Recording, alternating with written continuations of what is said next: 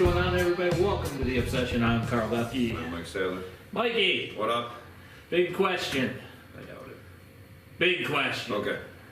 What are we using for equipment this year? Derricast. Looks like you got a little toy over there. What are we using? What are we using? Now we Right there, boy. look at it. Get everything about it. There Right it there, is. boy. So That there is PSE Carbon Air Stealth. yeah, buddy. That's what it is. That's what I use. Yeah, Mike uses a Carbon Air Stealth. I'm shooting a Mach 1 Stealth. Basically the same bow all the way around. Mike's bow has got a little bit of a different grip on it when you look at it. Yeah, they're just a bit. The depth, I guess, is a little bit. Yep. You know, front to back is a little bit. That's the only thing that's different between the Mach 1 and the Carbon Air Stealth. Because I had one of each, and so did Carl. Yep, We traded. we did. So now he's got two of the Mach 1s, I have two of the Stealth. So we both shoot dropaways, always have, Yeah. you know, QADs. Yeah, we shoot the QAD HDX. That system's been proven for us we've been shooting those for 20 plus years. We have never, between the two of us, had one fail. That seems to be the most reliable fall away that I've shot. I like the cable system on it instead of a limb driven rest. I am not a firm believer in a limb driven rest, and the reason I say that is Mike and I do a lot of spot and stock. If you've got that cable that comes from your rest, it goes all the way down to your limb down here, and you're spot and stocking through some of the stuff that we have stocked through, and that hooks, it causes major issues. So the shorter cable, launch cable system seems more reliable to us. The other aspect, which we've changed this year, well, we'll talk about that last. Show them your stabilizer setup. So this is a dead center stabilizer setup. It's a V-bar setup that Mike and I use. You guys have noticed for years. Back in the day when we were shooting the dream seasons and all that, we made our own V-bar setups. And we hooked up with dead center archery, and they're, you know, they shoot the competition archers and everything, get a lot of dead center stabilizers. And we use basically their V-bar setup. We run a front stabilizer setup up the nose, which we have a Tactican on the nose of that. We're running the 5.0 wides on the nose. That way we get a wide angle, so when we're dealing with our hunts, that you get to see the wider views. Also, it helps keep the animal in the view with more time. Right. The other thing is on the stabilizers, you guys will see all the extra rubber pieces and things. That's harmonics, dealing it, trying to make the bow quieter. They're all, if you're watching us too, they're all individually weighted. Yes. Front, rear, both the back bars. Carl's are obviously weighted different than mine, so we have them really tailored. To each we shoot. hunter. And you should do that too. The other thing we do, so PSE, they come with a limb saver setup. It's actually got like 5 or 6 little, like, we'll call them dingleberries, Mike. Dingleberries. We'll call them dingleberries. Yeah. But that's, we changed that out. Now we're actually using this dynamic silencing system for their limbs. We actually had to modify these a little bit to fit them into the PSE, but they fit great into the PSE, and that helps deaden the sound. That was a big add-on for the bow. I've experimented with harmonics for years in archery. I have a couple patents with some of that, and these are the best that I've found that you could just buy over the counter and put into your system. Always want to run these dynamic silencers within an inch of your limb pocket. It pulls out more harmonics, and then you don't actually have the mass change up the limb further, and that'll actually slow down your bow even more. If we took this and moved it out towards the end of the cam, closer to where the cam rotation comes around, there's more mass there, which slows down the reaction of the bow, which will actually take 10 to 20 feet per second off of this particular bow. That is springy. Not as springy. We're running first string strings and gas strings on our bows. This set on Mike's bow is a set of first strings. The stuff you'll see on my bow is actually gas. Both companies make excellent strings. And now the big change for this year. So Mike's shot HHA sights for years. And I was using the Apex sight with some customization that you guys seen us deal with. And this year we went with the dialed sights. And the reason we went with dial is for multiple actually reasons. Number one, we like the drive system and how simple the drive system is on these. You've got the one drive knob. You've got your yardage indication on the opposite side. All this is customizable. The other part of it you see is the angle, right? Ramp system. Simple ramp system. And what that does is it actually pulls the scope closer to you when you're at full draw. So what that does is actually narrows up the band on your yardage, because we shoot long yardages when we're out west. If you have just a vertical, your pin gaps actually change substantially as you progress through your yardages, where this stays tighter because it's actually pulling the scope closer to you also. We like the pin setup in there. You can't really see it, but it's actually got a dual pin setup. Those are 10,000ths in Mike's sight. So top pin. Top pin, and then the red pin Red one on the bottom. and the base. You guys see the white ring on the inside.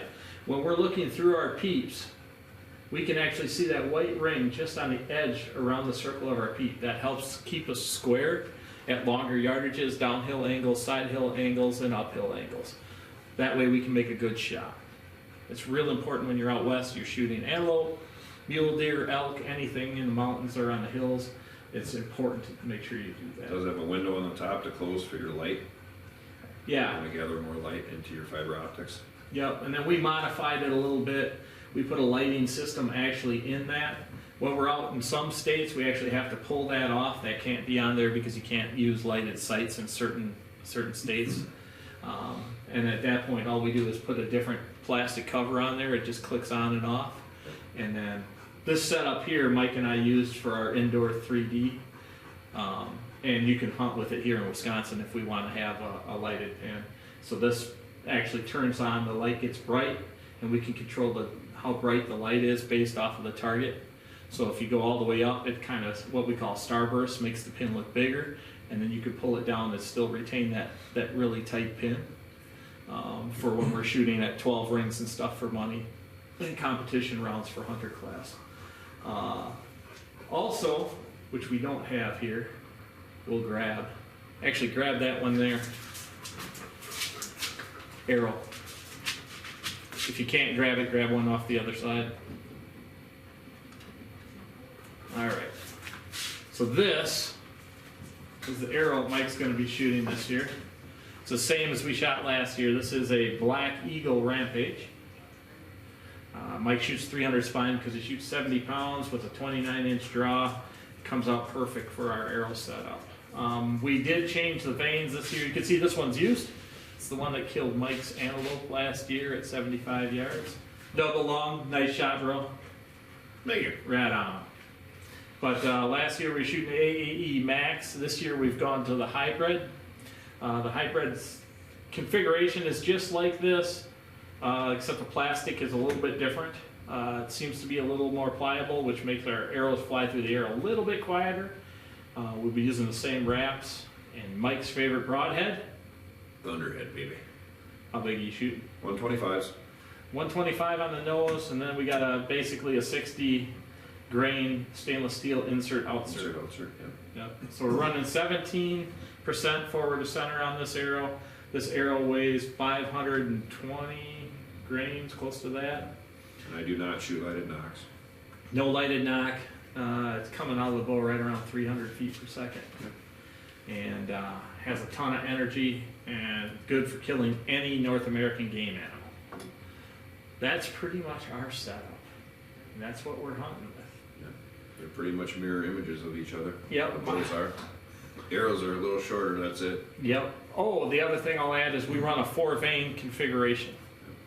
That's for stability at longer yardages. When we were mule deer hunting over the years, we found that 4 vanes seem to stabilize the arrow past 70 yards better than a 3-vane configuration. We were starting to get arrow oscillation after 70 to 75 yards of 3 vanes. especially when we had wind and crosswinds. The wind really affects a 3-vein arrow. Yep. So the 4-vein seems to hold its consistency all the way out to about 120 yards. And that, my friend, is our setup. That's it. That is it. Clothing-wise, we wear... Sunblocker or sunblock. Yep. Either one. Basically the same company nowadays. Rubber boots. Rubber boots, yeah. Unless we're out west. Yeah, out west we wear regular boots, obviously, but... Yep. What else? Well, we use Vortex. We use Vortex binos. You can see us both use 2 different types. I use a Razor, and Mike's got Diamondbacks. We both use a 10x42 vinyl. Yep. Just because we feel that's the best for the hunting we do out west. We can see the animals and sizes for 2 miles easily with a 10x42. Range finders. We're actually shooting the same rangefinder. They're both within a certain amount. What is it? A 10th? Yeah. Our rangefinder, so we can range for each other. Broadhead that I use a QAD Exodus, which is a fixed blade, just like Mike's, a 3-blade setup, 1/8" cut, just like this one. We can actually interchange our equipment. We can shoot each other's equipment also, which is planned, just in case it needs to happen. So, is there any other pieces of equipment we're using?